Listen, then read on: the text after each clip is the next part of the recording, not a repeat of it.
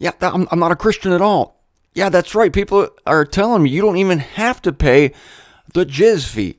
And I don't think I would because I'm technically not a Christian. But there's a glitch here. I'm going to get into that with you here today. Hello, folks. Martin Zender. This is the jizya. It's not a fee. It's a tax. The jizya is required for non-Muslim residents. Although the rules that we've been reading from ISIS on this particular town, this is on a particular city of Qaryatan. That's the only city right now where where ISIS has issued 11 commandments. And this is all going to end pretty soon, folks. I'm going to tell you why and how. But for now, I need to finish up this list and how happy I am with most of this stuff here. So the jizya, which is a tax, and I like to call it the jizz tax. It's just me.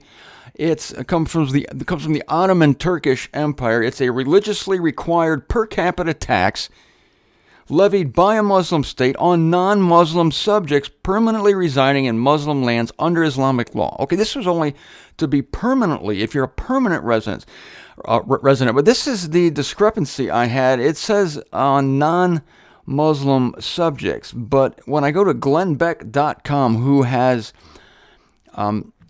given us all 11 commandments of ISIS, it says this: wealthy Christians must pay an annual jizya tax of 4 gold dinars. Middle-class Christians must pay 2 gold dinars, and the poor must pay 1. So at least, I'm a poor Christian. Even if they think I was a Christian, I would show them my books. How to quit church without quitting God. I have a book on tap called Christianity is a Mental Disorder. So I would show them that book, and I think that would get me out of the jizya tax. But if not, it's only 1 dinar for me, because I would definitely qualify as poverty-stricken.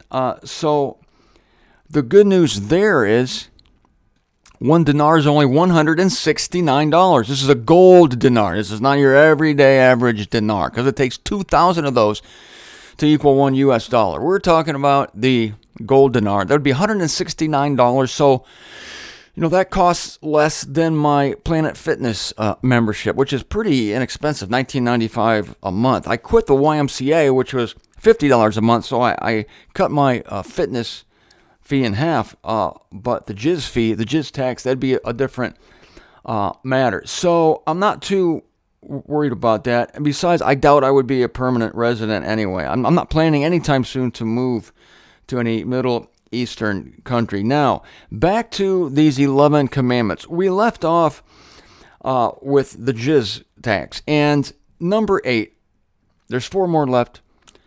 They may not own guns. Christians in this town may not own guns.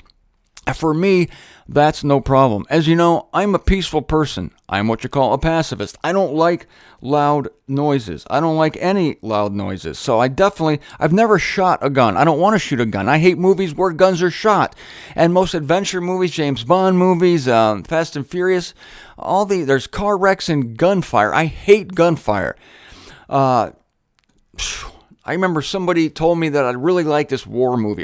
You could imagine what a war movie does to me. So it's difficult for me to go through the unveiling of Jesus Christ, except that the locusts don't make much noise. It's more like white noise, the locusts. And I don't think when the horsemen, the supernatural cavalry, go forth to kill a third of humanity, I think it's relatively quiet. So I can tolerate that. It's the gun blasts that just make me nuts. I can't stand the violence. So no problem me not owning guns. Number 9, they may not engage in, this is tough for me. I admit this is going to be the hardest thing. They may not engage, Christians can't, in the city of Quiramwan, or whatever it is. They may not engage in commercial activity involving pigs or alcohol with Muslims or in Muslim markets, and may not drink alcohol in public. Commercial activity involving pigs. I have been thinking in the back of my mind for years now that I need to start a pig farm. And I'm free to do that in the United States. But were I to find myself in a Muslim country or in this particular city, I would not be allowed to have any commercial activity. But I could give away the pigs because that would not be commercial. Leave it to me. I'd find a loophole. They would come after me and say, "What's with these pigs?" I say, "I'm giving them away. It's non-commercial. I haven't made $1. In fact, I've lost money on the pigs." And I think they would think that was all right. According to this, commercial activity or alcohol. I was going to have a beer stand associated with my pig farm, but I wouldn't do that in a Muslim country. I have no desire to have any commercial activity involving alcohol unless I give the money to procure the alcohol. And if I do that, I cannot drink alcohol in public. That's fine. I'm good with that. You know what? I don't need to do that. That's great. I'll be happy to adhere to that. Number 10, they may, this is what Christians can do in this town. They may maintain their own cemeteries. I've always wanted the Zender Cemetery, the Martin Zender Cemetery. And so I can do that. That will not be prohibited me. So that makes me feel good. As you know, I became a great fan of cemeteries when I was in Winburn, Pennsylvania, when there were so many cemeteries and funeral homes. The city is really overrun with cemeteries and funeral homes, and there are more people living under the ground in Winburn, Pennsylvania than above the ground. Number 11, this is the last point. They must abide, that is Christians. This is assuming I even am one, which I'm not. Anyway, if they said, yes, you're a Christian, all right, well, I must abide by ISIS dress code and commerce guidelines. Now, the ISIS dress code, I have looked this up because this could be dodgy for me.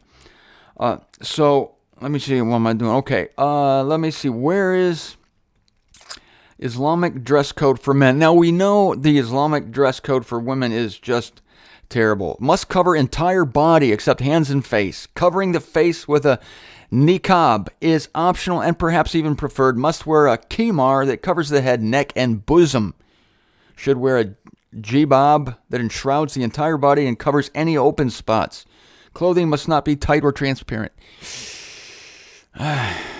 Wearing such clothing defeats the purpose of covering the body. Brilliant. Women must wear hijab in front of all non-mahram men. I'm from a website, IslamicLearningMaterials.com. Here's what I would have to adhere to were I a Christian in a Muslim community. For men, the rules of Islamic dress are much less restrictive. That's good. That means I can wear transparent clothing. I have a whole closet full of transparent clothing, so this is good for me, but no less important. That's, of course, one might think this is unfair, that the men's clothing is less restrictive than the women's, but it makes complete sense. I'm quoting now from the website. Quite simply, men just don't have as many goodies as women. Now, I resent this. This is sexism. This is sexist. I don't have as many goodies as women? I beg to differ. I'm tempted to take my shirt off here, but I'm not going to. Not as many goodies as women. This is sexist. I object to it. Nevertheless, let's go on. Men are attracted to several aspects of a woman's body. Yes, that's true. Even her legs and thighs are considered sex objects. That is not true. I don't consider any part of a woman's body a sex object. It's like if a woman's leg was sitting by itself somewhere, I'm going to worship the leg and ask the woman to go to lunch? What is this? There's no part of a woman's body that's a sex object. Sorry, I was back there on the bosom. There's no part of a woman's body that's a sex object to a good man. And this is just, it assumes so many wrong things about men. Men are required to cover their awrah as well. A-W-R-A-H. I'm not going to let you see my awrah. And if I want to leave my awrah exposed, I'll do it. But only here. In a Muslim country, I can't do it. The awrah for a man is from his navel to his knees. Oh, okay, from his navel. That's the whole shebang, starting at the belly button, down to the knees. However, this dress does not mean that men can walk around bare-chested either. Just when you thought you'd catch a break, it doesn't mean that. I can't walk around bare-chested as a Muslim, as a visitor. A man should also cover his shoulders and torso if he has the means to do so. But I'm a poor Christian. I only have to pay 1 gold dinar in a year, $169 a year as my fee for not being a Muslim. My penalty, my tax. If I have the means to do so, I could just say, I don't have the means. So my shoulders and torso would be exposed. I don't have the means. The Islamic dress code also forbids men from wearing gold and silk, as these are seen as effeminate. I won't do it. I don't have it. Ooh, I do have a silk shirt. I won't wear it. Men should also wear their pants.